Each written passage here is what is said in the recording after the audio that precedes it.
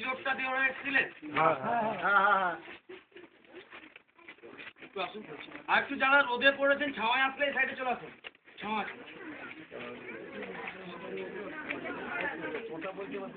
বলি দাদা, এটা আমার লাস্ট স্টেপ। আমি আর বেশি সময় নেব না, 3-4 মিনিট আমার বলা হয়ে যাবে। তারপরে আপনারা এগুলোকে দেখে বেরাবেন, ছবি তুলতে তুলতে যাবেন, প্যালেস ট্যালেস দেখে বেরাবেন। কিন্তু যে কথাটা আপনাদেরকে বলে দিচ্ছি এটা একটু শুনেন। শুনে এখান থেকে বেরিয়ে গাড়িতে চেপে হাজারদুয়ারি অবধি যতগুলো জায়গা আরো দেখবেন, 150 টাকা করে মাথা পিছু, ফ্যামিলি পিছু 500-600 করে খরচ কিন্তু দাদা বেঁচে যাবে। আমি দাদা কাঠগোলা বাগানের গাইড, এটা তো ঠিক আমি তো অন্য স্পটে যাবো না। বাইরে যাবেন, টিকিট কাটবেন, দাদা একবার পরীক্ষা করেই বলবেন যে কাঠগোলার মতো একটা গাইড দেবেন। দাদা বলবে গাইড দেবো, এক্সট্রা পয়সা দেবো লাগবে। আপনি কত জায়গায় পয়সা দিয়ে গাইড নেবেন? সব জায়গায় পয়সা দিয়ে গাইড নিতে নিতে 500 করে খরচ হবে, যোগফলটা গিয়ে 0 হবে। কেন? গাইডের কথা ভুলে যাবেন। তাহলে করবেনটা কি শুনুন। হাজারদুয়ারি টিকিট কাউন্টার একদিকে, চেকিংটা হয় উল্টো দিকে। তো দাদা 15 বছর বয়স অবধি কোনো বাচ্চা সঙ্গে থাকলে তাদের টিকিট কাটতে যাবেন না। ওরা কিন্তু বলবেও না, টিকিট পাঞ্চ করে দেবে। আপনাকে বলবে না টিকিটটা ফেরত দিয়ে আসুন। হাজারদুয়ারির ভিতরে যাবেন, বড়রা টিকিট কেটে দেখছে, তারা বলছি নিজেরা পড়ে নেবেন, গাইড নেবেন না। বাইরেটা 450 ফুট লম্বা, 90 ফুট উচ্চতা।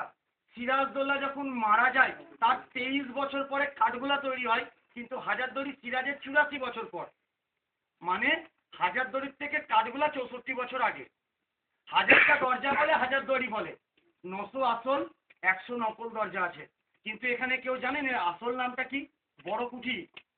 হাজারদুয়ারি 1000টা দরজার জন্য পরে নাম হয়েছিল, ব্রিটিশদের জন্য বানানো হয়েছিল এটা, তাই একে বড় কুঠি বলতো।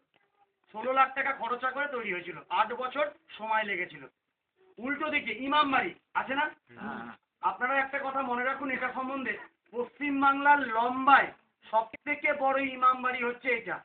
দাদা দুঃখের কথা, আজকে ভিতরে যেতে দেবে না। 10 দিন খুলে বছরে মহরমের সময়। কাঠগোলা বাগান এসছেন, আপনারা বর্তমানে দাঁড়িয়ে আছেন এই মন্দিরের সামনে, সামনের দিক দিয়ে ছবি এটা। আমি যখন বলবো ভিতরে যাবেন, সিস্টেম গেটের সামনে জুতো খুলতে হবে। আর ভিতরে ঢুকে দাদা দয়া করে ভুল করে চুপ করে লুকিয়ে ছবি তুলবেন না।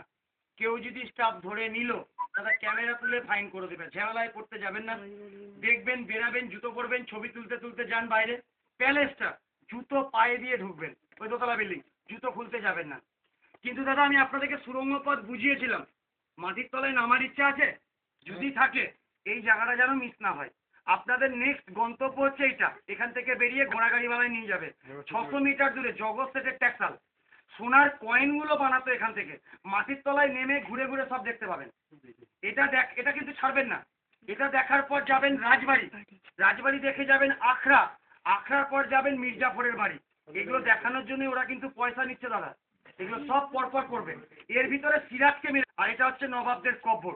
মুর্শিদাবাদে যত নবাব হয়েছেন ফার্স্ট টু লাস্ট, এই হচ্ছে ফটো সাজানো আছে, এদের কব্বর এখানে, এদের নাম উপরে লেখা। অতএব গাইড নেওয়ার দরকার নেই, নিজের নামটা করে নেবেন। ইনি মুর্শিদ কলিকা, এই ছবিটা দেখুন, ইনার নামই তো মুর্শিদাবাদ। 1 টাকা টিকিট। শুনবেন ইনি তার নিজের মেয়েকে একেবারে জীবন্ত কব্বর দিয়েছিল। প্রশ্ন করতে যাবেন, আপনাদেরকে বলবে মুর্শিদ কলিকার মেয়ে নাকি রোজ একটা করে বাচ্চাকে মেরে কলিজা খেতেন, সামনেই পড়বে, গাড়িওয়ালারাও বলবে। দাদা বিশ্বাস করবেন না, মুর্শিদ কলিকার মেয়ে না কলিজা খেয়েছেন না ওকে জীবন্ত ভাবে কব্বর দিয়েছে, এটা বাজে কথা। আসল ঘটনা কি ইতিহাস পড়ুন, আপনি নিজেই পেয়ে যাবেন।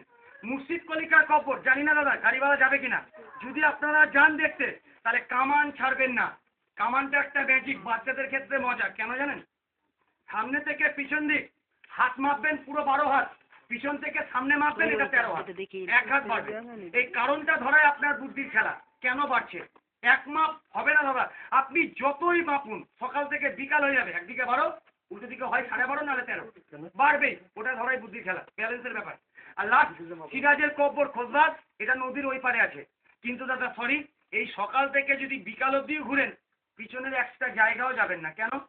আপনারা নিজেরাই বলুন না, আপনাদের নিজের জেলাকে একদিনে ঘুরতে পারবেন?